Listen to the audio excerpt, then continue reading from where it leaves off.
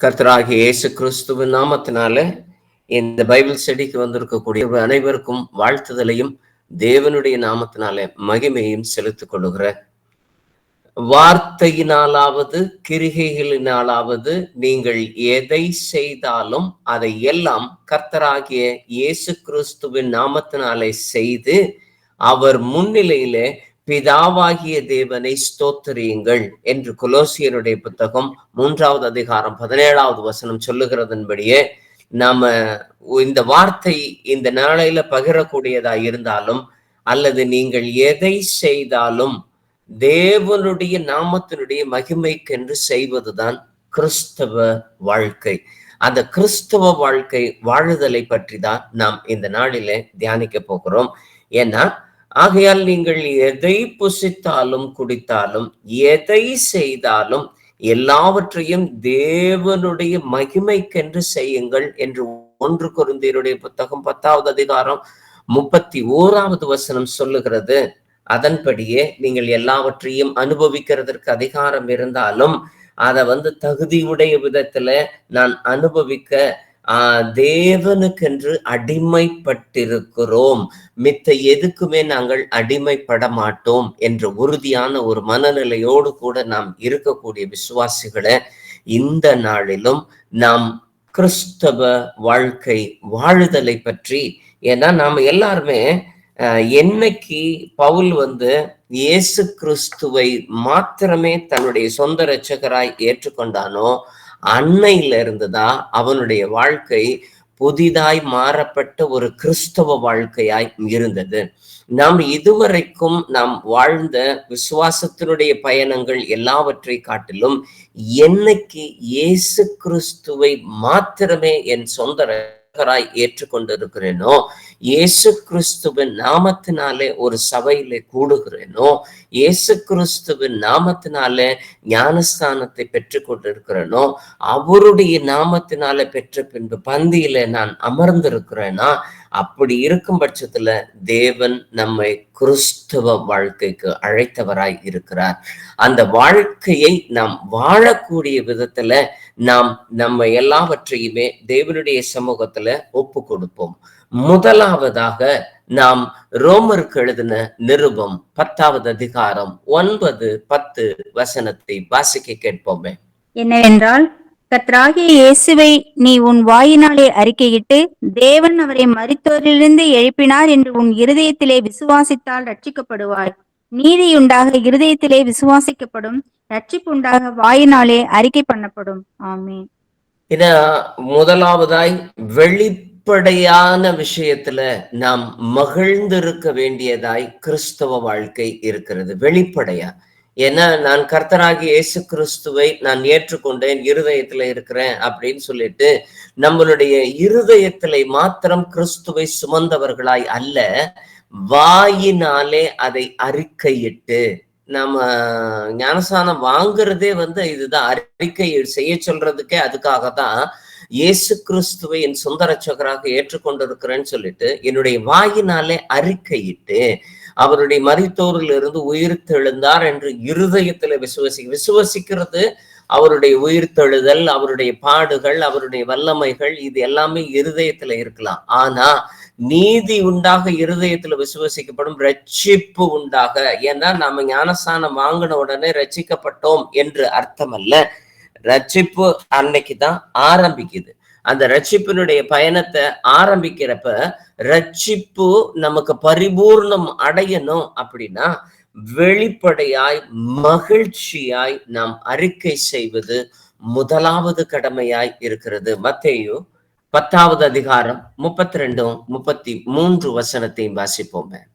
மனுஷர் முன்பாக என்னை அறிக்கை பண்ணுகிறவன் எவனோ அவனை நானும் பரலோகத்தில் இருக்கிற என் பிதாவின் முன்பாக அறிக்கை பண்ணுவேன்.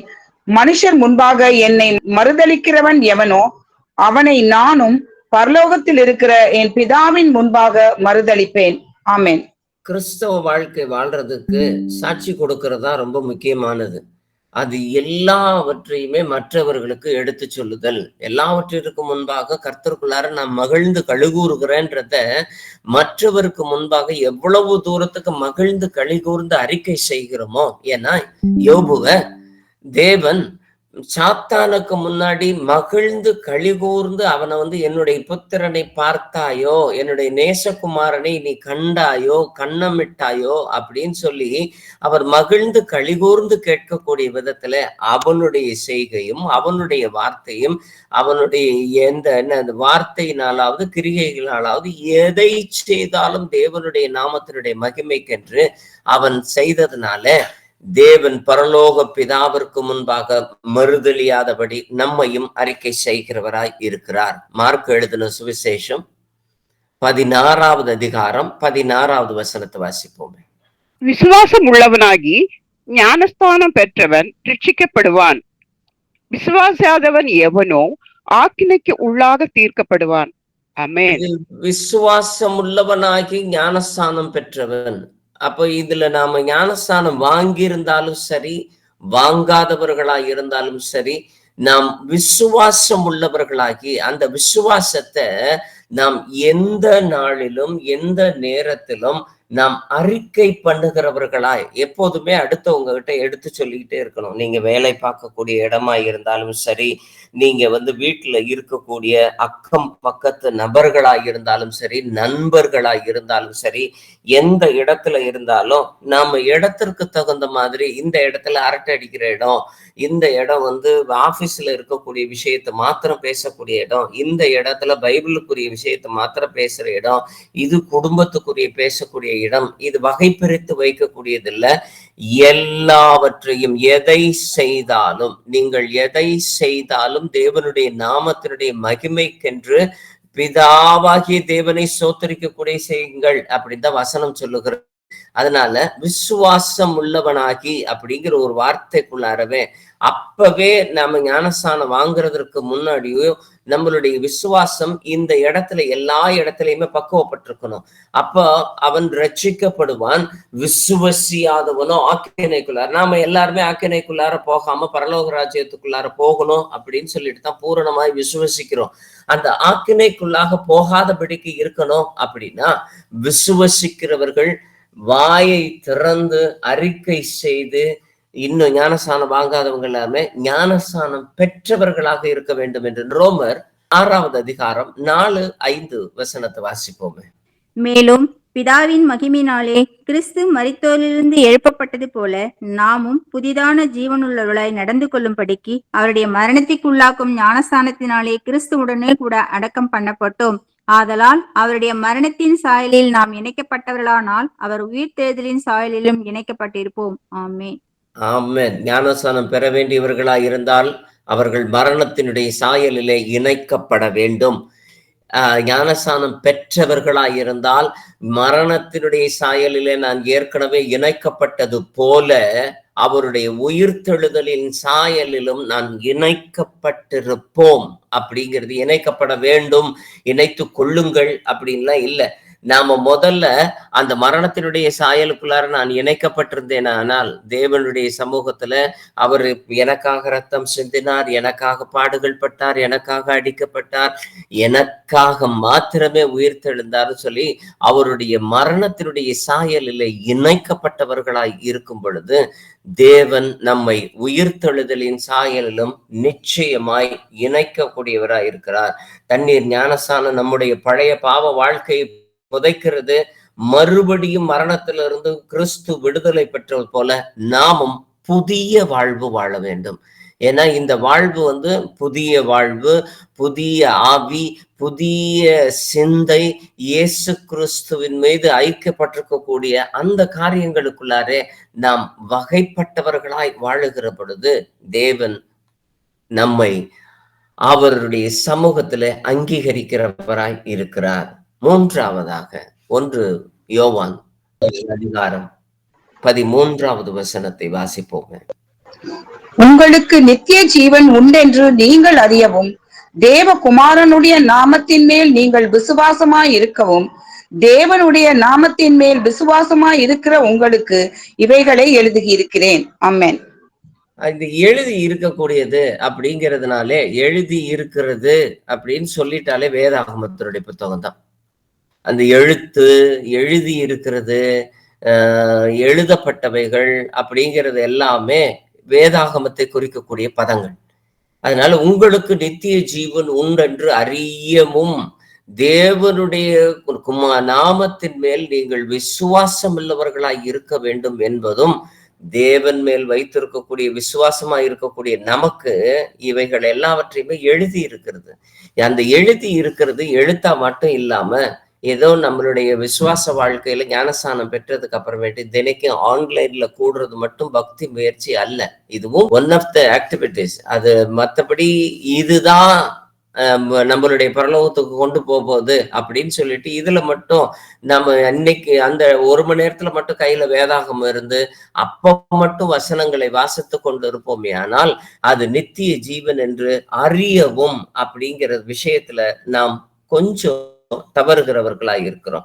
அந்த அறிவு நமக்கு இருக்கும் பட்சத்துல நம்மளுடைய வேத வாசிப்பு, ஏன்னா உங்களுடைய விசுவாச வாழ்க்கை தேவனால் எழுதப்பட்ட வார்த்தைகளுடைய வேதாகமும் பெரிய ஒரு ஆதாரமாகும். அந்த ஆதாரத்துக்குள்ளார நாம கடந்து போக தேவன் நம்மை நித்திய ஜீவனுக்குள்ளார நம்மை வழிநடத்த வல்லவராய் இருக்கிறார். ரோமர் 10வது அதிகாரம் 17வது வசனம். ஆதலால் விசுவாசம் கேள்வியினாலே வரும், கேள்வி தேவனுடைய வசனத்தினாலே வரும். ஆமென். ஏன்னா விசுவாசம் தேவனினாலே வரும். நமக்கு இதுவரைக்கும் வந்திருக்கக்கூடிய விசுவாசம் கேள்வியினால கூட வரக்கூடியதா இருக்கிறது. அந்த கேள்வி எங்க இருந்து வரும் அப்படின்னா தேவனுடைய வசனத்துல இருந்து மாத்திரம்தான் வரும். அதனால உங்களுடைய வாழ்க்கையில அலுவல்கள் எத்தனையாய் இருந்தாலும் எதுவாய் இருந்தாலும் வேதாகமத்தினுடைய நேரத்திற்கு கொஞ்சம் ஒதுக்க வேண்டிய கட்டாயம் இருக்கிறது. ஏதோ கடமைக்கா இன்னைக்கு நான் 1 அதிகாரம் வாசித்தேன், இன்னைக்கு 2 அதிகாரம் வாசிக்கணும் அல்லது 5 அதிகாரம் தினமும் வாசிக்கிறேன் அப்படிங்கிறதுக்காக இல்ல.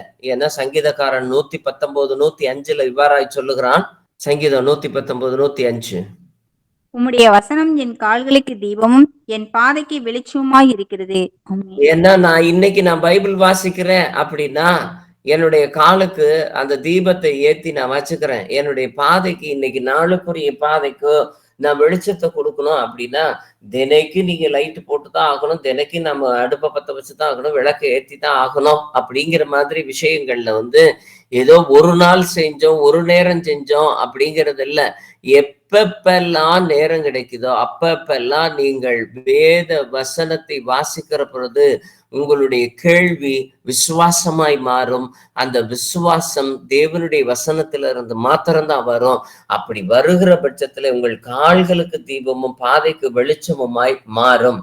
அதனால 3வதாய் நீங்கள் வேத ஆகமத்தை உறுதியாக வாசிக்க வேண்டும் என்று கூறி அடுத்த வசனத்திற்குள்ளாரே போவோம். எபேசியர் 6வது அதிகாரம் 18வது வசனம்.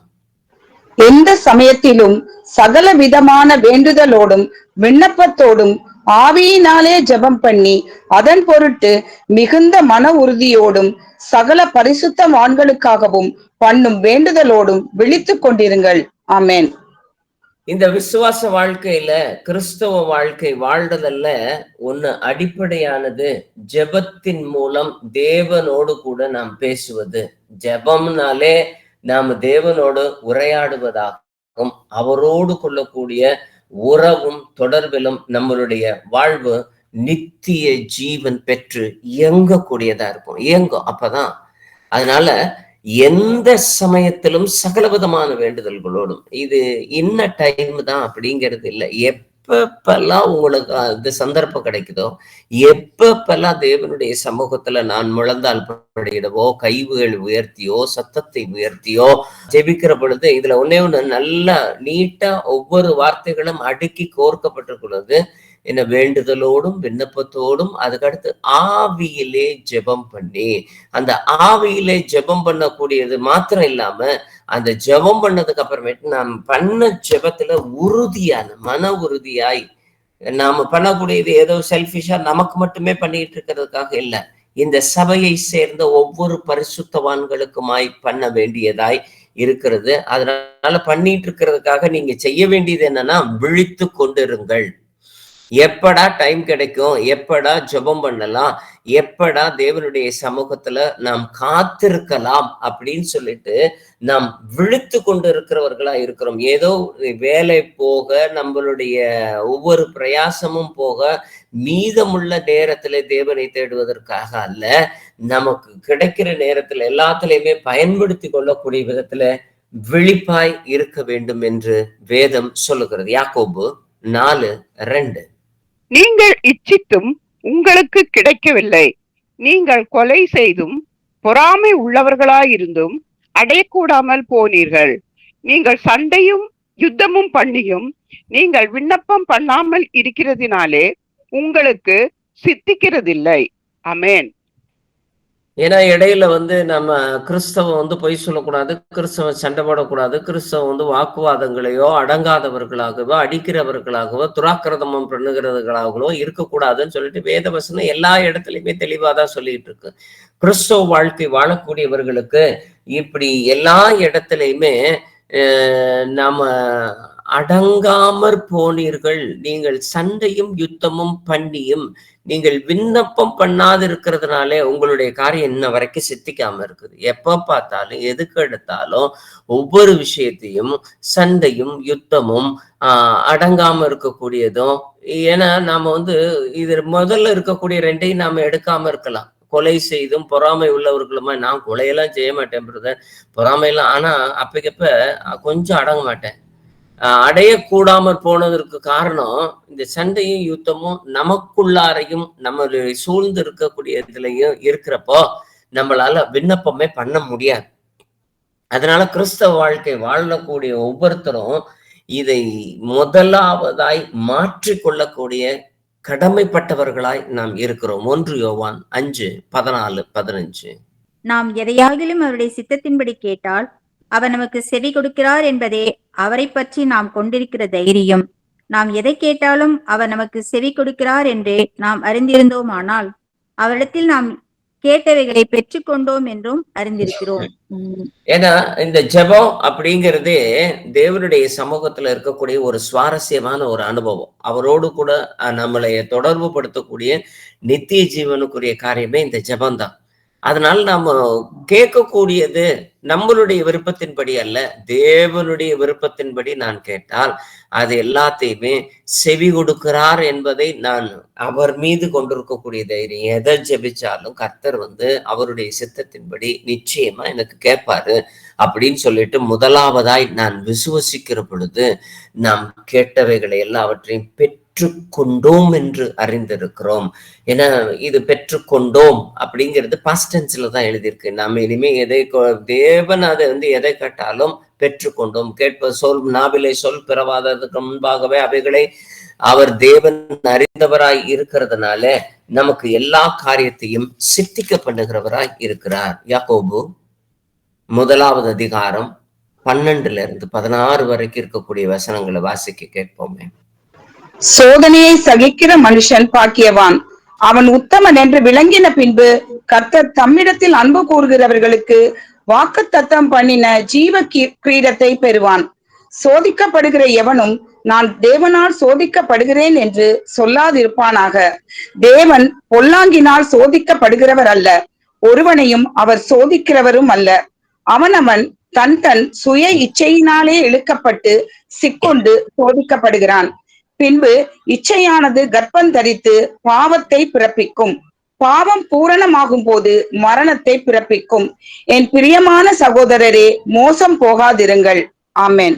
சகோதரரே சகோதரிகளே, மோசம் போகாதிருங்கள்.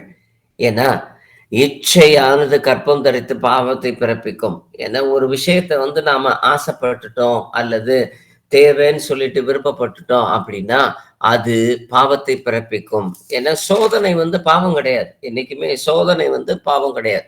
சோதனை ஏதாச்சும் ஒரு விஷயத்துல வரலாம் கொள்ளலாம். ஆனா அந்த சோதனைக்கு அடிமையாவது, சோதனை மேற்கொள்ளாதபடிக்கு இருக்கிறது பாவமாகும். இப்ப நமக்கு சண்டை வர்ற மாதிரி இருக்குது அப்படின்னா, பிரச்சனை வர்ற மாதிரி இருக்குது, வாயினுடைய வார்த்தை மீறுற மாதிரி இருக்குது அப்படின்னா அந்த இடத்துல சோதனை வரதான் செய்யும். ஆனா சோதனையில நாம் அடிமையாகிட்டோம்னா அது பாவமா மாறிடும். அதுல இருந்து யோசேப்புக்கு வந்து அரண்மனையில இருக்கக்கூடிய ஸ்திரீல இருந்து பாவம் வருவதற்கான சோதனை அந்த இடத்துல வந்தது.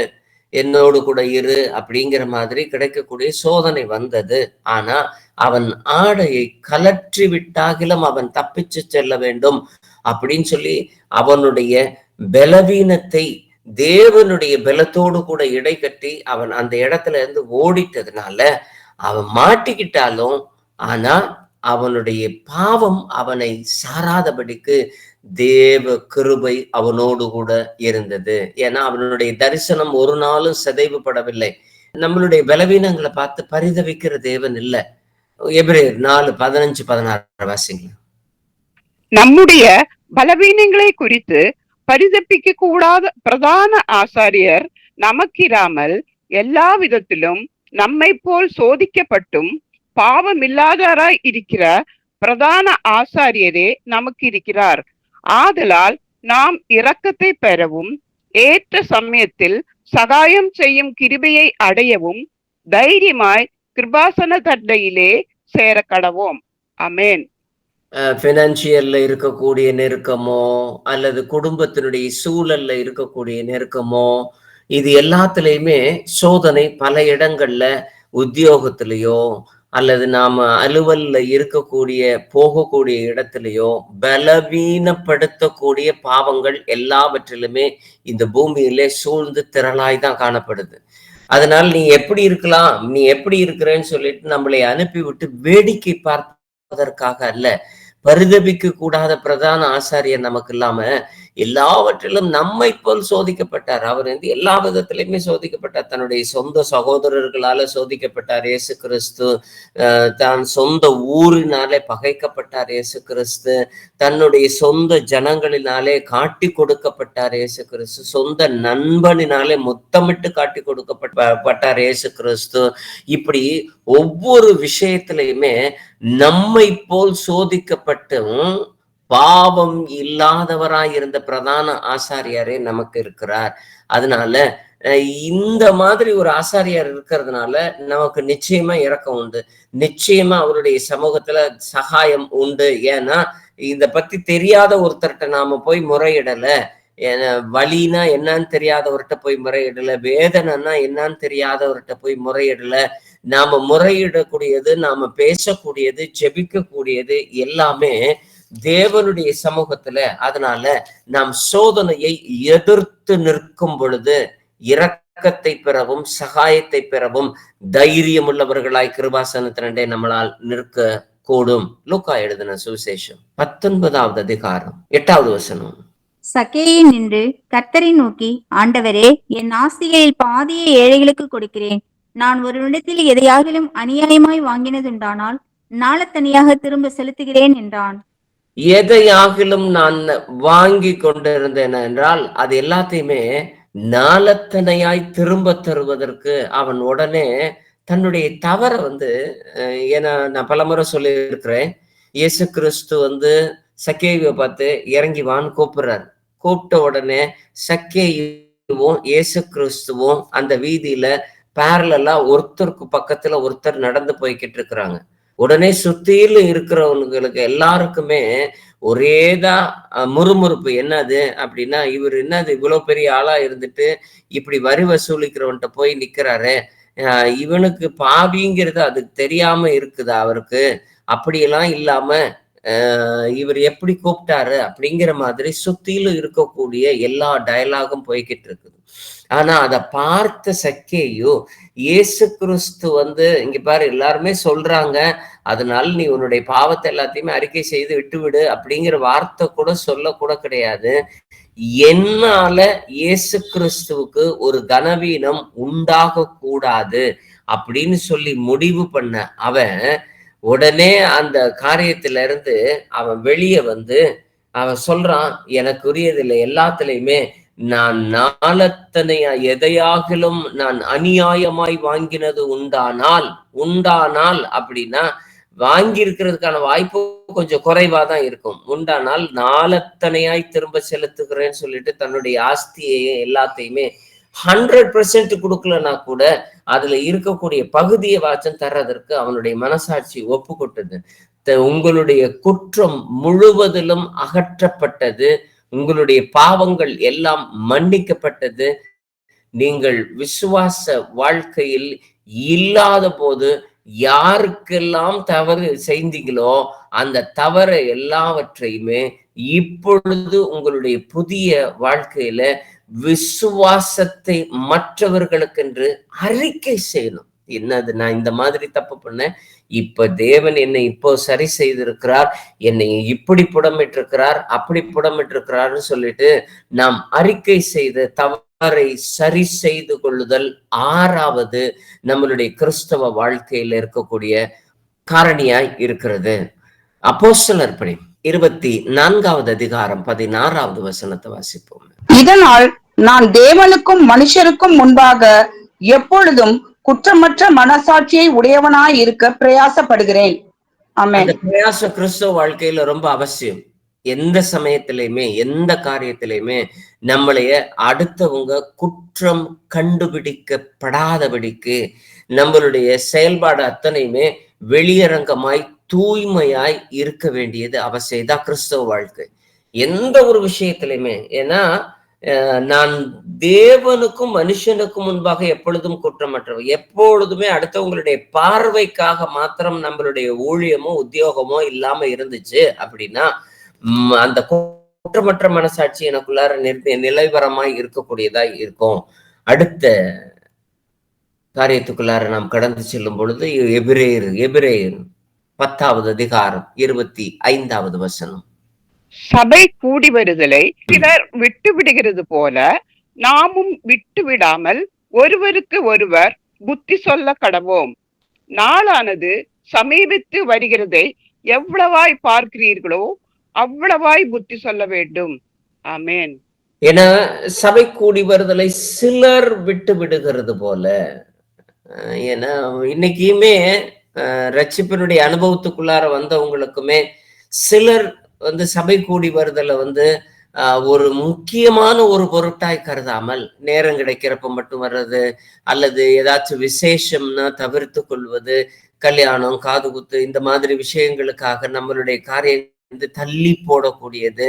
ஏன்னா ஞாயிற்றுக்கிழமை தேவனுடைய சமூகத்துல சபை கூடி வருதல் அப்படிங்கிறது ஏன்னா ஒருவருக்கு ஒருவர் பொத்தி சொல்லக்கூடாது. நாளானது சமைத்து வருகிறது. மற்ற சபைக்காரவர்கள் கூட அப்படி வரலன்னா கூட ஏதாச்சும் ஒரு முகாந்திரம் இருக்கும், நியாயம் இருக்கும்னு சொல்லுவாங்க. ஆனா நாம் நாளானது சமீபத்து வருகிறது என்று வருஷத்தையும் மாசத்தையும் நாம் குறிப்பிட்ட சொல்லி நாம் திருஷ்டாந்தமாய் வழி நடத்தக்கூடிய இடத்துல அந்த சமீபத்து வருகிறது எவ்வளவாய் பார்க்கிறீர்களோ, இன்னும் 3 வருஷம் இருக்கோ 4 வருஷம் இருக்கோ அப்படின்னு சொல்லிட்டு நான் எவ்வளவாய் பார்க்கிறேனோ அவ்வளவாய் நாம் ஒருவருக்கு ஒருவர் புத்தி சொல்லணும். அப்படின்னா புத்தி சொல்ல கடவோம் அப்படின்னா நாம இருக்கிற இடத்துல இல்ல, நாம் சபை கூடி வரக்கூடிய இடத்துல தேவனுடைய சமூகத்துல நாம் சொல்ல வேண்டிய கடமைப்பட்டவர்களாய் இருக்கிறோம்.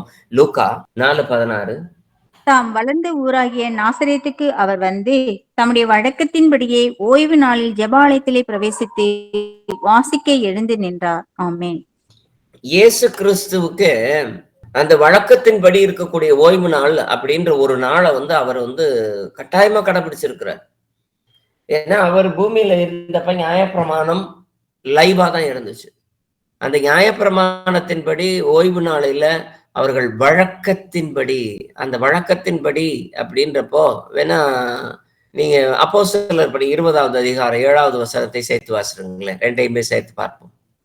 வாரத்தின் முதல் நாளிலே அப்பம் பிற்கும்படி சீஷர்கள் கூடி வந்திருக்கையில் பவுல் மறுநாளிலே புறப்பட வேண்டும் என்றிருந்து அவர்களுடனே சம்பாஷித்து நடுராத்திரி மட்டும் பிரசங்கித்தான். ஏன்னா அன்னைக்கு பயணம் போகணும். ஆனா அந்த பயணத்தை அவங்க குறிக்கக்கூடிய நாள் பாத்தீங்க அப்படின்னா முதல் நாளிலே அப்பம் பிற்கும்படி சீஷர்கள் கூடி இருந்ததுனாலே அப்ப இதை முடிச்சுட்டு தான் எல்லாருமே சபை கூடி வருதல.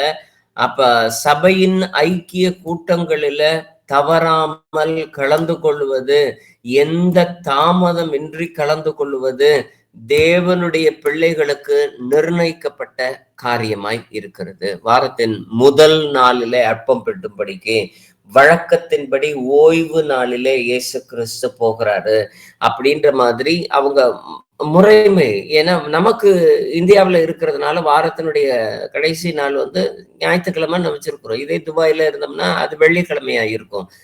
வெவ்வேறு நாட்கள்ல எந்தெந்த நாட்கள்ல. ஆனா வழக்கத்தின்படி எப்ப வாரத்துல ஒரு நாள் எந்த நாளையில கூடுறோமோ அது திங்களா இருக்கலாம், செவ்வாயா இருக்கலாம், அல்லது வாரத்தினுடைய நாட்கள்ல எந்த நாட்கள் வேணாலும் இருக்கலாம். ஆனா அவைகள் கூடுவது தேவனுடைய சமூகத்துல நியமமாய் இருக்கிறது. அதனால சபையின் ஐக்கியங்களை கூட்டங்களை தவறாமல் இருப்பது கிறிஸ்தவ வாழ்க்கை வாழுதலின் ஒரு அங்கமாய் 7வது பாயிண்ட நாம் அதை பார்க்கிறோம். 8வது யோவானுடைய புத்தகம் 5வது அதிகாரம் 39வது வசனத்தை வாசிப்போம். வேத வாக்கியங்களை ஆராய்ந்து பாருங்கள், அவைகளால் உங்களுக்கு நித்திய ஜீவன் உண்டென்று எண்ணுகிறீர்களே, என்னை குறித்து சாட்சி கொடுக்கிறவைகளும் அவைகளே. ஆமென். அதனால சாட்சி கொடுக்கிறது அப்படிங்கிறது வசனத்துக்கு மாத்திரம் இல்ல, தேவனுடைய ஒவ்வொரு அதிசயத்துக்கும் அற்புதத்திற்கும் அடையாளத்திற்கும் சாட்சி உள்ளவர்களாய் வாழ வேண்டியதாய் இருக்கிறது. ஆனா இந்த மாதிரி சாட்சி உள்ள வாழ்க்கை வாழ்றதற்கு நாம பல சமயங்கள்ல தவறுறதுக்கு காரணம் சின்ன சின்ன சாக்கு போக்கு. நான் என்ன ரொம்ப பெருசாவா தப்பு பண்ணிடுறேன், சின்னதா ஒரு பொய் சொல்றேன், சின்னதா என்னது ஒரே ஒரு வாரம் முக்கியமான ஒரு கல்யாணத்துக்காக விட்டு போயிட்டேன் அப்படின்னு சொல்லிட்டு நம்மளுடைய பாவங்கள் சிறியது, நான் ஏன் கவலைப்படணும்னு சொல்லிட்டு ஒரு சாக்கு போக்கெல்லாம் நம்ம சொல்லுகிறவர்களா இருக்கிறோம். இந்த மாதிரி நியமங்களை எல்லாத்தையுமே கடைபிடிக்கிறதுக்கு சின்ன சின்ன சாக்கு போக்குகள் எவ்வளவு பெரிதாய் நம்மளுடைய வாழ்க்கையில பாதிக்குது அப்படின்னா, ஏசாயா 48:22 துன்மார்க்கருக்கு சமாதானம் இல்லை என்று கர்த்தர் சொல்லுகிறார். ஏன்னா வேதாகமத்துல சின்ன பாவம் பெரிய பாவம்னு இல்ல, சின்ன கட்டளை மீறுறது பெரிய கட்டளை மீறுறது அப்படிங்கிறதுக்கு வித்தியாசமும் கிடையாது. எல்லாமே ஒண்ணுதான். சிறிய பாவம் பெரிய பாவம், அற்ப பாவம் சாவான பாவம் அப்படின்லாம் பாரம்பரியத்துல நமக்கு சொல்லி கொடுத்த விஷயம். தேவனுக்கு விரும்பாத எது ஒண்ணுனாலும் நாம உடனேயே சன்மார்க்கத்துல இருந்து துன்மார்க்கத்துக்கு போயிட்டோம்னு அர்த்தம். தேவனுக்கு விரும்பாத காரியம் எனக்குள்ளார வந்துருச்சு அப்படின்னா சன்மார்க்கத்தை விட்டு துன்மார்க்கத்துக்கு போயிட்டேன் அப்படின்னாலே சமாதானம் இல்லை என்று வசனம் எச்சரிக்கிறது. ஏசாயா 59:2 உங்கள் அக்கிரமங்களே உங்களுக்கும் உங்கள் தேவனுக்கும் நடுவாக பிரிவினை உண்டாக்குகிறதே, உங்கள் பாவங்களே அவர் உங்களுக்கு செவி கொடாதபடிக்கு அவருடைய முகத்தை உங்களுக்கு மறைக்கிறது. ஆமென். ஏன்னா தேவனுடைய சமூகத்துல நமக்கு பல சமயங்கள்ல செவி கொடாம போகுது அப்படின்னா இந்த சின்ன சின்ன பாவங்கள் தான். நம்ம கொலை செய்யாதிருப்பாயாக, களவு செய்யாதிருப்பாயாக, பிறர் தரத்தை விரும்பாதிருப்பாயாக அப்படின்னு ஒரு 10 கட்டளையில இருக்கக்கூடிய பெரிய பிரதான பாவங்களை மட்டும் பார்த்துக்கிட்டு நம்ம கொசுவை வடிகட்டி ஒட்டகத்தை விழுங்குறவர்களாய் நாம் போகிற பொழுது அவருடைய முகம் நமக்கு மறைக்கப்பட்டதாகவும் அவருடைய செவி அடைக்கப்பட்டதாகவும் போகிறது. யோவான் 8:34 இயேசு அவர்களுக்கு பிரதி உத்தரமாக, பாவம் செய்கிறவன் எவனும் பாவத்துக்கு அடிமையா இருக்கிறான் என்று மெய்யாகவே மெய்யாகவே உங்களுக்கு சொல்லுகிறேன். ஆமென். ஏன்னா அந்த மாதிரி சின்ன சின்ன விஷயத்துல மேல் கூறப்பட்டிருக்கக்கூடிய அத்தனை இடத்துலயுமே பாவம் செய்கிறவனும் பாவத்துக்கு அடிமையா இருக்கிறான் அப்படின்னு சொல்லி சும்மா சொல்லல, மெய்யாகவே மெய்யாகவே உங்களுக்கு நான் சொல்லுகிறேன். ஏன்னா என்னைக்கு இந்த மாதிரி சின்ன சின்ன மீறுதல்கள், சின்ன சின்ன பாவங்கள் இது எல்லாமே நம்மளுடைய சமூகத்துக்குள்ளார கடந்து வருதோ அப்போ நம்மளுடைய சமூகம் தேவனுடைய சமூகத்தை விட்டு கடந்து போகிறதாய் இருக்கிறது. ஏன்னா வசனம் ரொம்ப தெளிவாதான் இருக்கு. 6வது அதிகாரம் ரோமருக்கு எழுதின புத்தகத்துல 23வது வசனம், பாவத்தின் சம்பளம் மரணம், தேவனுடைய கிருபை வரமோ நம்முடைய கர்த்தராகிய இயேசு கிறிஸ்துவினால் உண்டான நித்திய ஜீவன். ஆமென். முதல் பகுதியை நாம விடுதலை ஆகணும் அப்படின்னா நித்திய ஜீவன், மரணம், நித்திய ஜீவன் ரெண்டுமே இருக்குது. பாவம் இருக்கும் பட்சத்துல சின்ன சின்ன மீறுதல்கள், சபை கூடி வருதலை விட்டு விடுகிறதோ, தேவனுடைய சமூகத்துல பகிரங்கமாய் அறிக்கை செய்கிறதையோ, அல்லது தவறு செஞ்சா உடனே சரி செய்து கொள்வதோ, அல்லது விசுவாசம் உள்ளவனாகி ஞானசானம் பெற்றவன் அந்த விசுவாசத்தை நாம் அறிக்கை செய்து தேவனுடைய சமூகத்துல சாட்சியா இல்லாதபடிக்கு இருக்கிறதோ, வேத வாசிப்பை விடுறதோ, ஜபத்தில் தேவனுடைய சமூகத்துல தரித்திருக்கிறதோ, சோதனை செய்கிறதோ, இது எல்லாத்தையும் நான் விட்டுட்டேன் அப்படின்னாலே எனது கிருபை வரம் நம்ம கூட இல்லாதபடிக்கு ஆயிடும். அந்த கிருபை வரத்துக்குள்ளார நான் இருக்கும் பட்சத்துல இந்த விசுவாச வாழ்க்கை வாழக்கூடியது எல்லாமே தேவனுடைய சமூகத்துல போதுமானதாய் இருந்து நமக்கு நித்திய ஜீவனை தரக்கூடியதாய் இருக்கிறது. 1 கொரிந்தியர் 6:9. அநியாயக்காரர் தேவனுடைய ராஜ்யத்தை சுதந்திரிப்பது இல்லை என்று அறியீர்களா? வஞ்சிக்கப்படாதிருங்கள். வேசி மார்க்கத்தாரும், விக்கிரக ஆராதனைக்காரரும், விபச்சாரக்காரரும், சுய புணர்ச்சிக்காரரும், ஆண் புணர்ச்சிக்காரரும். இதுக்கு அப்புறமேட்டு அந்த லிஸ்ட் ரொம்ப நீளமா போகும். அவங்க இவங்க அப்படி இப்படின்னு அந்த லிஸ்டுக்குள்ளார நாம எங்கேயாச்சும் ஒரு இடத்துல ஒரு ஓரத்துக்குள்ளார இருந்தோம்னா கூட தேவனுடைய ராஜ்யத்தை சுதந்திரிப்பது இல்லவே இல்லை. ஏன்னா தேவனுடைய காரியத்துக்குள்ளார என்னைக்கு ஒரு சின்ன ஒரு அசட்டத்தனை உட்காருதோ அப்போ இந்த காரர்கள் அப்படின்னு சொல்லக்கூடிய இந்த லிஸ்ட்ல ஏதாச்சும் ஒரு காரர் நம்மளுடைய சமூகத்துல உட்கார்ந்திக்கிறதா மாறிடும். அதனால மிகுந்த விழிப்புள்ளவர்களாய் இருக்க வேண்டும் என்று தேவன் இந்த நாளிலே எச்சரிக்கிறவராய் இருக்கிறார். யாக்கோபு 2:10. எப்படியெனில் ஒருவன் நியாயப்பிரமாணம் முழுவதையும் கை கொண்டிருந்தும் ஒன்றிலே தவறினால் எல்லாவற்றிலும் குற்றவாளியாய் இருப்பான். ஆமென். யாக்கோபு சொல்லுது, நமக்கு இந்த வசனம் தெளிவாதான் சொல்லுது. என்ன எதையாச்சும் ஒண்ணுல விட்டுட்டானா திரும்ப நியாயப்பிரமாணத்துல இருக்கக்கூடிய 613 கட்டளையில 612 கடைபிடிச்சு 612வது 13வது மட்டும் விட்டுட்டானா கூட அந்த 612 கடைபிடிச்சதுக்கு ஏதோ கொஞ்சம் நாங்க கடைபிடிச்சிருக்கிறோம், அதுக்காக அதுக்கு தகுந்த மாதிரி பரலோகத்துல ஒரு ஓரத்துலயாச்சும் இடம் கொடுங்கன்றதுக்கெல்லாம் வாய்ப்பு இல்லைன்னு சொல்லிட்டு நியாயப்பிரமாணம் தெளிவா பேசுது. அதே மாதிரி அவர்களுடைய பழக்கத்துல என்னது, தோராவினுடைய 5 புத்தகத்தையும் தங்களுடைய சொந்த பிரதியாக ஒரு எழுத்துல எழுதி வைக்க வேண்டியது அவர்களுக்கு கொடுக்கப்பட்டிருக்கக்கூடிய நியாயப்பிரமாணத்தினுடைய கட்டளையில அதுவும் ஒண்ணு. அவன் தன் சொந்த பிரதியை எழுதி கொள்ள கடவன்றது ஒரு பிரமாணத்துல ஒண்ணு. அந்த மாதிரி பிரதி எழுதுற சமயத்துல அவங்க தோல் சுருளை எழுதுனாங்க அப்படின்னா இடையில எங்கேயாச்சும் அடித்தலோ திருத்தலோ தவறுதலோ வந்துருச்சு அப்படின்னா இவங்க திரும்ப முதல்ல இருந்துதான் எழுதி ஆகணும். மொத்தம் 29 அதிகாரம் இருக்கக்கூடிய அந்த புத்தகத்தை அவங்க எழுதுறாங்க அப்படின்னா அந்த 29வது அதிகாரம் கடைசி வசனம் முடிக்கக்கூடிய சமயத்துல ஒரு எழுத்தோ ஒரு புள்ளியோ ஒரு உறுப்போ தப்பாயிடுச்சு அப்படின்னா திரும்ப 1வது அதிகாரத்துல இருந்துதான் அவங்க எழுதணும். ஏன்னா இத பல ஓலைச்சுவடிகள், அந்த தோல் சுருள்கள், இது எல்லாமே ஆர்கியாலஜிஸ்ட்ல கண்டுபிடிக்கப்பட்டப்ப எல்லாம் இன்கம்ப்ளீட்டா நிறைய இருந்தது எல்லாத்தையுமே பார்த்து அவர்கள் கண்டுபிடித்து ஒரு காரியம் இதுதான். ஏன்னா ஒன்றிலே தவறாகி இருந்தாலும் மீதி எல்லாத்துக்குமே இவர்கள் தகுதியற்றவர்களாய் போகிறவர்களாய் இருக்கக்கூடியதாகும். அதனால நாம ஏதோ அதை செஞ்சேன் இதை செஞ்சேன் அதனால அப்படிங்கிற மாதிரி இல்ல. ரோமருக்கு எழுதின நிருபம் 3வது அதிகாரம் 10வது வசனத்தையும் 23வது வசனத்தையும் வாசிப்போமே. அந்தபடியே நீதிமான் ஒருவனாகிலும் இல்லை, எல்லோரும் பாவம் செய்து தேவ மகிமை அற்றவர்களாகி. எல்லாருமே ஏதாச்சும் ஒரு வகையில தேவனுடைய சமூகத்துல சின்னதா நாம் தவறுகளை ஒன்றிலே தவறினாலும் எல்லாவற்றிலும் குற்றவாளியாய் இருப்பான். அதனால ஒண்ணுல தவறுனா கூட தேவன் அவைகள் எல்லாவற்றையுமே திரும்ப ரிவ்யூ பண்ண வேண்டிய ஒரு கட்டாயத்துல இருக்கிறோம். என்ன பாவத்தினுடைய சம்பளம் மரணமோ கிருபாவரமோ, தேவனுடைய சமூகத்துல நித்திய ஜீவன் உண்டுன்னு நாம சொன்னதுபடி அந்த நித்திய ஜீவனை பெற்றுக்கொள்ளக்கூடிய விதத்துல லூக்கா 13வது அதிகாரம் 3வது வசனம். அப்படி அல்லவென்று உங்களுக்கு சொல்லுகிறேன், நீங்கள் மனம் திரும்பாமல் போனால் எல்லாரும் அப்படியே கெட்டு போவீர்கள். அதான் ஒரு சின்ன விஷயத்துல உடனே தன்னுடைய தவறை தவறுனா தவறுன்னு சொல்லி ஒத்துக்கிட்டு அந்த தவறை சரி செய்யணும். இல்லைன்னா எல்லாரும் அப்படியே கெட்டு போவீர்கள். ஒருத்தர் ரெண்டு பேர்ல, எல்லோரும் உங்களையும் உங்களை சார்ந்தோர்களையும் உங்களை பின்பற்றுவோர்கள் எல்லாருமே கெட்டு போவீர்கள். கலாத்தியர் 6:8. தன் மாம்சத்திற்கென்று விதைக்கிறவன் மாம்சத்தினால் அழிவை அறுப்பான், ஆவிக்கென்று விதைக்கிறவன் ஆவியினாலே நித்திய ஜீவனை அறுப்பான். ஆமென். அதனாலதான் கொஞ்சம் நல்லாவே தெளிவாவே சொல்றோம். ஏன்னா மாம்சத்துக்கு, ஏன்னா நம்மளுடைய பல காரியங்கள்ல நாம விட்டு விட முடியாது, என்னால இதுல இருந்து வெளியே வர முடியாது, இதெல்லாம் விட்டுட்டு தான் நாம இருக்க முடியாது அப்படின்னா மாம்சத்திற்கென்று விதைக்கிறவர்களாய் நாம் மாறுகிறோம்.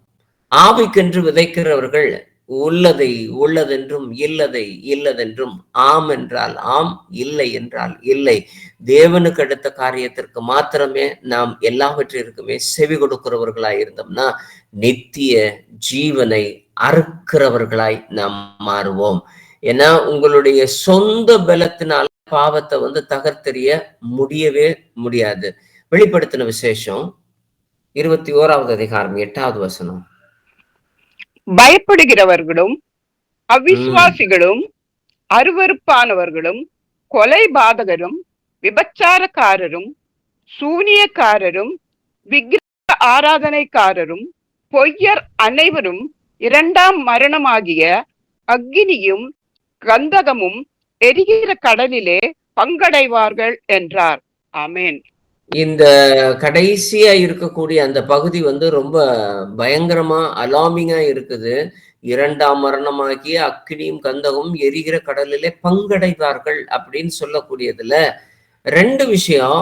யாரெல்லாம் போவாங்கன்ற அந்த லிஸ்ட்ல முதல் இருக்கக்கூடிய விஷயம் பயப்படுகிறவர்களும், அதுக்கு அடுத்தது பொய்யரும், கடைசியா சொல்லப்பட்டிருக்கக்கூடியது பொய்யரும். சின்ன பொய் பெரிய பொய், சின்ன விஷயத்துக்கு பயப்படுறேன் பெரிய விஷயத்துக்கு பயப்படுறேன் அப்படின்றது எல்லாமே இல்லாத காட்டிலும் பயப்பட்டோம் அப்படின்னா தேவனுடைய நித்திய ஜீவன்ல அற்று போவோம்.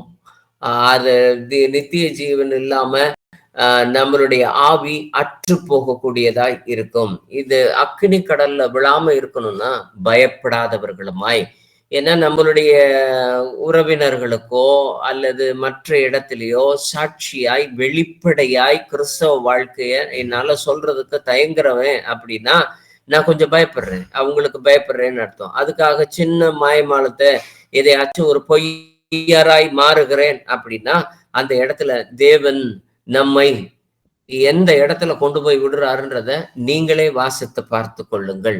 இப்பொழுது வாசிப்போம். யோவான் 8:36.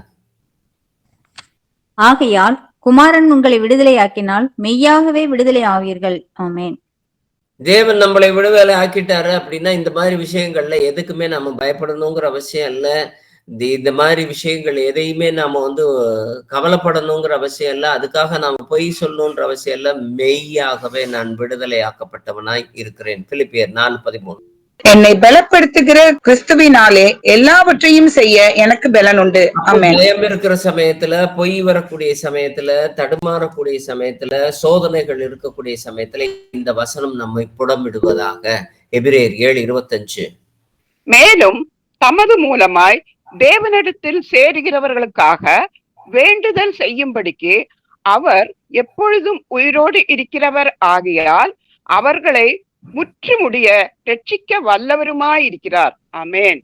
ஏன்னா நான் ஒரு பாவி, பிரதான பாவி, இந்த வசனத்தை மட்டுமே சொல்லிக்கிட்டே பல சமயங்கள்ல என்னுடைய பாவம் பெருசு, அதனால மன்னிக்க முடியாது, அதனால நான் ரட்சிப்புக்குள்ளார வர்றதுக்கெல்லாம் ரொம்ப தூரமாகும், காலமாகும். அப்படி கிடையவே கிடையாது. நம்ம என்னை பலப்படுத்த கிறிஸ்துவினால எல்லாவற்றையும் செய்யக்கூடும்னா என்னை பலப்படுத்திட்டாரு. அவர் மூலமாய் சேருகிறவர்களுக்காக அது பலப்படுத்துறது மாத்திரம் இல்லாம எந்த நிமிஷத்திலையும் வேண்டுதல் செய்கிறவர் மரித்து போகவில்லை, சதா காலமும் உயிரோடு கூட இருக்கிறார். அதனால நாம் வல்லமை உள்ளவர்களாய் மாற வேண்டும் என்பது தேவ எச்சரிப்பாய் இருக்கிறது. 1 தீமோத்தேயு 1வது அதிகாரம் 15வது வசனம். பாவிகளை ரட்சிக்க கிறிஸ்து இயேசு உலகத்தில் வந்தார் என்கிற வார்த்தை உண்மையும் எல்லா அங்கீகரிப்புக்கும் பாத்திரமானது. அவர்களில் பிரதான பாவி நான். இது சொல்றது பவுல். அவன மாதிரி ஒரு சபைக்கு விரோதமாய் பாவம் செய்தவன் எந்த ஒரு பாவியுமே கிடையவே கிடையாது. அப்ப வாழ்ந்த கிறிஸ்தவர்களுக்கு மத்தியில சபையை எவ்வளவு தூரத்துக்கு துன்பப்படுத்த முடியுமோ அவ்வளவு தூரத்துக்கு துன்பப்படுத்தின பிரதான பாவி. ஆனா அவன் பூரண நிச்சயத்தோடு சொல்றான், நான் எல்லாவற்றிலும் தேவன் என்னை அங்கீகரிப்புக்கு பாத்திரமான இருக்கிறாரு, எல்லா அங்கீகரிப்புக்கும் அவர் பாத்திரவானாய் இருக்கிறாரு சொல்லிட்டு அவன் சொல்லி எல்லாவற்றிலும். அதனால சாக்கு போக்கெல்லாம் நாம சொல்லிட்டு இருக்க முடியாது. நான் பெரிய பாவி, என்னாலலாம் இதெல்லாம் செய்ய முடியுமா, நான்லாம் இப்படியெல்லாம் போக முடியுமா அப்படின்லாம் சொல்லிட்டே இருக்க முடியாது. ஏசாயா 1 அதிகாரம் 18வது வசனம். வழக்காடுவோம் வாருங்கள் என்று கர்த்தர் சொல்லுகிறார். உங்கள் பாவங்கள் சிவேர் என்றிருந்தாலும் உறைந்த மழையை போல் வெண்மையாகும், அவைகள் இரத்தாம்பர சிவப்பா இருந்தாலும் பஞ்சை போலாகும். ஆமென். அது எப்படியா இருந்தாலும் தேவனால் மாற்ற கூடும். ஒன்னே ஒண்ணு, நீங்க விசுவசித்து வாயினால் அறிக்கை செய்து தேவனுடைய நாமத்தினால ஞானசானம் பெறுகிற பொழுது. ரோமருக்கு எழுதின நிருபம் 5வது அதிகாரம் 6 முதல் 8 வரைக்கும் இருக்கக்கூடிய வசனத்தை வாசிப்போமே. அன்றியும் நாம் பலனற்றவர்களாய் இருக்கும் போதே குறித்த காலத்தில் கிறிஸ்து அக்கிரமக்காரருக்காக மரித்தார். நீதிமானுக்காக ஒருவன் மரிக்கிறது அரிது, நல்லவனுக்காக ஒருவேளை ஒருவன் மரிக்க துணிவான். நாம் பாவிகளாய் இருக்கையில் கிறிஸ்து நமக்காக மரித்ததினாலே தேவன் நம்மேல் வைத்த தமது அன்பை விளங்க பண்ணுகிறார். ஆமென். அது எல்லாத்தையுமே அவர் விளங்க பண்றதற்குரிய காரியங்கள் எல்லாமே அவர் நமக்காக மரித்ததினாலே அந்த அன்பை விளங்க பண்ணுவதற்காக தான். அந்த அன்பை இன்னைக்கும் நான் என்னது நான் பலனற்றவளாய் இருக்கும் பொழுதே அந்த அன்பை விளங்க பண்ணிட்டாரு. அப்ப நீங்க இன்னைக்கு பலன் உள்ளவர்களாய் மாற வேண்டும் அப்படிங்கிறதுக்காகத்தான் அவர் விளங்க பண்ணாரே ஒழிஞ்சு இன்னமும் நான் பலனற்றவன் அப்படின்னு சொல்லிட்டு இருக்கிறதுக்காக அல்ல. நம்மளுடைய பலவீனத்திலே உம்முடைய பலன் பரிபூர்ணமாய் விளங்குவதாக அப்படின்னு சொல்லிட்டு இன்னமும் பலவீனத்தை பாராட்டுவதற்காக அல்ல. ஏன்னா அவருடைய அன்பை ஏற்கனவே விளங்க பண்ணிட்டாரு. அதனால நாம இப்போ பலனுள்ளவர்களாகவும் திடனுள்ளவர்களாகவும் கர்த்தருடைய நாமத்தினால கட்டப்பட்டவர்களாய் இருக்க வேண்டும் என்பதுதான் கிறிஸ்தவ வாழ்க்கை வாழுதலாகும். அப்போஸ்தலருடைய நடவடிக்கைகள் 13வது அதிகாரம் 39வது வசனம். மோசேயின் நியாய பிரமாணத்தினாலே நீங்கள் எவைகளினின்று விடுதலையாகி நீதிமான்கள் ஆக்கப்பட கூடாதிருந்ததோ விசுவாசிக்கிறவன் எவனும் அவைகளினின்று இவராலே விடுதலையாகி நீதிமானாக்கப்படுகிறான் என்றும் உங்களுக்கு தெரிந்திருக்க கடவது. ஆமென். அது தெரிஞ்சிருக்கணும். விசுவாசிக்கக்கூடிய ஒவ்வொருத்தருக்குமே நீங்கள் எவைகளிலிருந்து விடுதலையாக்கி நீதிமான்களாக்கப்பட கூடாதிருந்ததோ அதுல எல்லாத்திலுமே தேவன் நம்மை விடுதலையாக்கி கொண்டு இருக்கிறார். ஏன்னா நியாயப்பிரமாணம் அவர்களை விடுதலை ஆக்காதுங்கிறது அவங்களுக்கு நல்லா தெரியும். ஆனா அதுல இருந்து விடுதலை ஆக்குனது இயேசு கிறிஸ்துவின் நாமம். எப்பேற்பட்ட வியாதியாயிருந்தாலும் எப்பேற்பட்ட பாவமாயிருந்தாலும் அதைகளில் இருந்து நீதிமானாய் மாற்றுவது என் இயேசுவினாலே முடியும் கூடும் என்பது எந்த விசுவாசிக்கு முதல்ல எனக்கு தெரிந்திருக்க கடவுது. சங்கீதம் 32வது அதிகாரம் 5வது வசனம். நான் என் அக்கிரமத்தை மறைக்காமல் என் பாவத்தை உமக்கு அறிவித்தேன், என் மீறுதல்களை கர்த்தருக்கு அறிக்கையிடுவேன் என்றேன். தேவரீர் என் பாவத்தின் தோஷத்தை மன்னித்தீர். ஆமென். என்னைக்கு இது எல்லாத்தையுமே அறிக்கை செய்கிறோமோ, எப்பப்பெல்லாம் சின்ன சின்ன தவறுகள்ல நீங்க பாவத்தை நான் ஞானஸ்தானத்துல அறிக்கை செஞ்சுட்டேன், ஞானஸ்தானம் வாங்குறப்ப எல்லாத்தையுமே ஒப்பு கொடுத்துட்டேன் அப்படின்றதற்காக அல்ல. நீங்க ஒவ்வொரு நாளும் நம்மளுடைய மீறுதல்கள் இருக்கதான் செய்து அந்த மீறுதல்களை அறிக்கையிடுவேன், தேவர் என்னுடைய பாவத்தினுடைய தோஷத்தை மன்னித்தீர். ஒவ்வொரு தடவையும் மன்னிக்கிறவராய் இருக்கிறார். லூக்கா 23:43.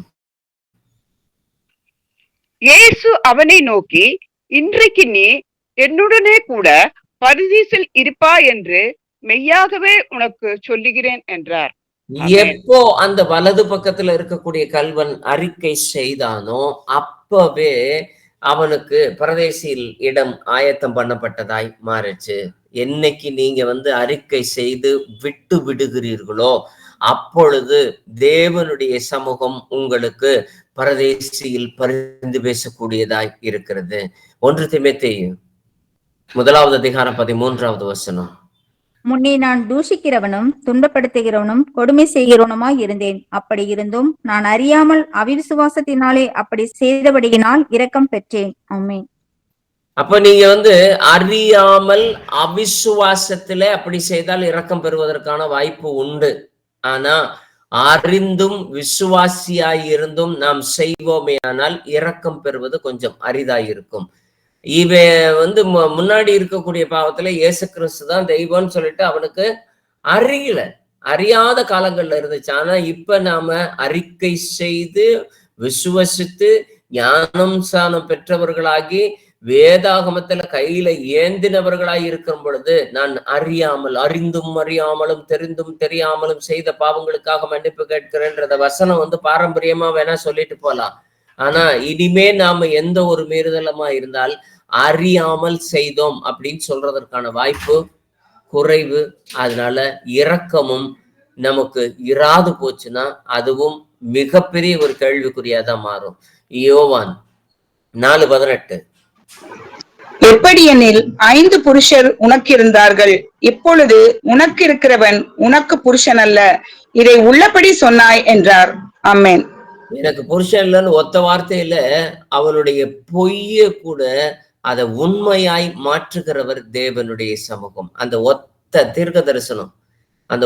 தீர்க்க தரிசனம் அந்த சமாரியா பட்டணம் முழுவதையுமே ரட்சிக்கப்படக்கூடியதாய் இருந்துச்சு. அது மாதிரி நம்மளுடைய வாழ்க்கையில ஒத்த வார்த்தை, ஒரே ஒரு வார்த்தை, ஏன்னா நம்மளுடைய சமூகத்துல இருந்து புறப்பட்டு வந்துச்சு அப்படின்னா, என்னுடைய தப்பிதான் இதுதான் ஆண்டவரே, அதை நீங்க மன்னிச்சிருங்கன்றப்போ அது சமாரியா பட்டணத்துக்கு ரட்சிப்பு உண்டாகுதோ இல்லையோ, உங்க குடும்பத்துக்காவாச்சும் அது ரட்சிப்பை தரக்கூடியதாய் இருக்கும். எசையா 55:7. துன்மார்கன் தன் வழியையும் அக்கிரமக்காரன் தன் நினைவுகளையும் விட்டு கர்த்தரிடத்தில் திரும்ப கடவன், அவர் அவன் மேல் மனதுருகுவார். நம்முடைய தேவனிடத்திற்கே திரும்ப கடவன், அவர் மன்னிக்கிறதற்கு தயை பெருத்திருக்கிறார். ஆமென். அதனால இப்போ நீங்க எந்த ஒரு சூழல்ல இருந்தாலும் சரி, தேவனுடைய சமூகத்துல தினைக்கும் திரும்பணும். அப்பதான் தினைக்கும் அவருடைய மனதுருக்கமும் தினைக்கும் அவருடைய மன்னிப்பதற்கான தயவும் நம்மளுடைய சமூகத்துல நித்தம் அது புதியனவாய் மாறிக்கொண்டே இருக்கும். அப்போஸ்தலருடைய நடபடி 10:43. அவரை விசுவாசிக்கிறவன் எவனோ அவன் அவருடைய நாமத்தினாலே பாவ மன்னிப்பை பெறுவான் என்று தீர்க்கதரிசிகள் எல்லாரும் அவரை குறித்தே சாட்சி கொடுக்கிறார்கள் என்றான். இந்த சாட்சியத்தை எல்லாத்தையுமே நாம பார்த்திருக்கோம். அவரை விசுவசிக்கிறவன் எவனோ அவருடைய நாமத்தினாலே. நான்லாம் விசுவாசி, அதனால எங்கிட்ட எல்லாம் பாவம் இல்லை அப்படின்னு சொல்லிட்டுலாம் நம்மளுடைய மாறு தட்டிட்டு போறதுக்கெல்லாம் வாய்ப்பே கிடையவே கிடையாது. அன்னன்னைக்கு தேவனுடைய சமூகத்துல கணக்கு சரி பண்றதுக்கு விசுவசிக்கிறவன் எவனோ அவருடைய நாமத்தினாலே பாவ மன்னிப்பை பெறுகிறான்.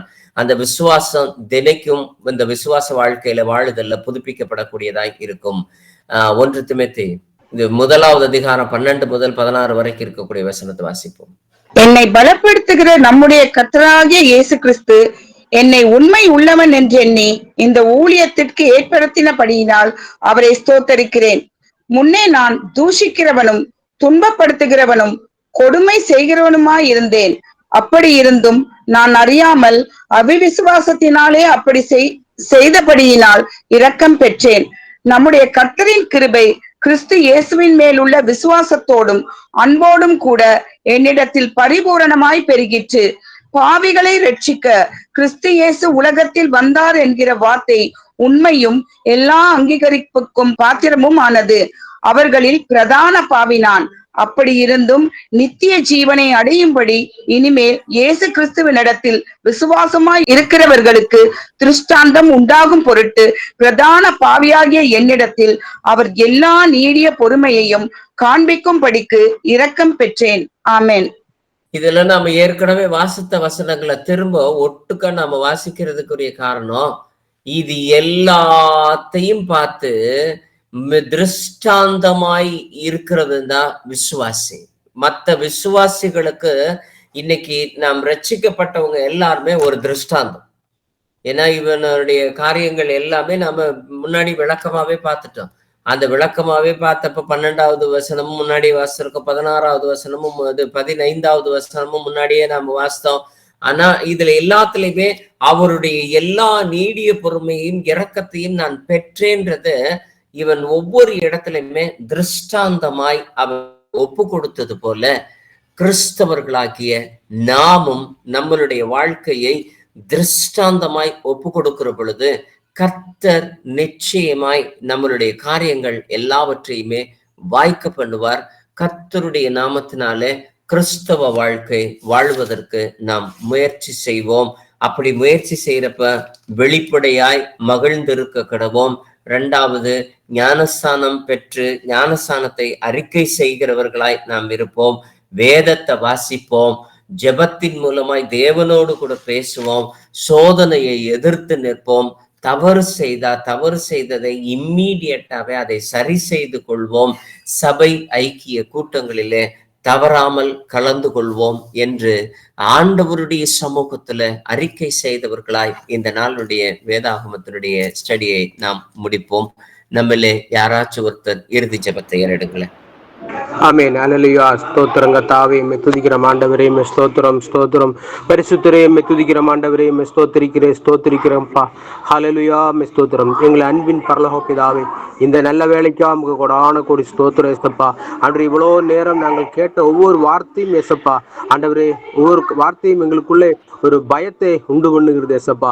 ஒருவேளை ஆண்டவரே நாங்கள் பாவம் செய்து வழி விலகி போகுமானால் அன்று எங்களை மாதிரி பரிதவிக்கிறது ஆறுமில்லை என்று வேதம் சொல்லுகிறது ஏசப்பா. ஆனால் ஒவ்வொரு நாளும் நாங்கள் கவனத்தோடு வாழுகிற பிள்ளைகளாய் எங்களை எல்லாரையும் மாற்றுங்க. கேட்ட ஒவ்வொரு வசனங்களும் ஆண்டவரை அந்த இருதயமாய பலதிகள் ஒவ்வொரு நாளும் சொல்லித்து கொண்டு எழுது கொண்டு ஒவ்வொரு நாளும் பேசிக்கொண்டு இருக்கும்படியாக ஆண்டவரை எங்களுக்கு செய்ய ஏசப்பா. ஸ்தோத்திரம் ஆண்டவரே. இவ்வளவு நாள் நாங்கள் கடந்து வந்திருக்கிறோம் ஆண்டவரே. கர்த்தாவே, ஒவ்வொரு வார்த்தை கேட்கும் பொழுது எங்களுக்குள்ளே ஒரு பயம் உண்டாயிருக்குது ஏசப்பா.